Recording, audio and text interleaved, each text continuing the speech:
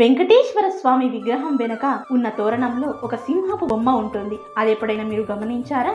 నిజానికి అది సింహపు బొమ్మ కాదు, అది ఒక రాక్షసుడి రూపం. దాని వెనక ఒక పెద్ద కథే ఉంది. నిత్యముఖుడు అనే రాక్షసుడు అమరత్వం పొందిన తరువాత దేవతలను పీడిస్తూ కన్ను మిన్ను కానక జగన్మాతను కూడా పొందాలని ప్రయత్నించగా మహాదేవుడు ఆగ్రహుతుడై మహాభీకర ప్రళయాన్ని రాక్షసునిపై ప్రయోగించగా వరం పొందినా కూడా భయభీతుడై చివరికి కైలాసం చేరి మహాదేవుని కాళ్ళ మీద పడి ప్రార్థించగా ఆ అగ్నిని తన మూడో నేత్రంలో బంధించి తనను కాపాడతాడు. ఆ రాక్షసుడు తన ఆకలి విషయం మహాదేవునికి చెప్తే తనను తానే తినమని శివుడు ఆజ్ఞాపించగా ముందు ఆ రాక్షసుడు మకరముఖుడై తోక నుండి తినడం మొదలు పెడతాడు. చివరికి తల దగ్గరకు వచ్చేసరికి తినడం సాధ్యం కాక మహాదేవుని అర్థిస్తాడు. తన ఆకలి ఇంకా తీరలేదని చెప్తాడు.